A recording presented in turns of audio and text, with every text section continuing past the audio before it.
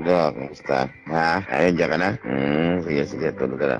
Hindi ako makatulog. Tulog ako ngayon naman. Tanghali. Pwede natak lang ako.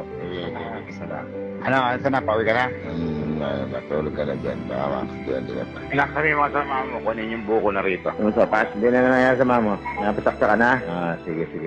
May pagkain dito sa baba. May pagkain dito sa baba. Kumain ka. May pera ngayon na ano yung pera na ibigay mo sa mama mo. Tama ko dito sa labas. Gabayan mo ako at papasok na ako.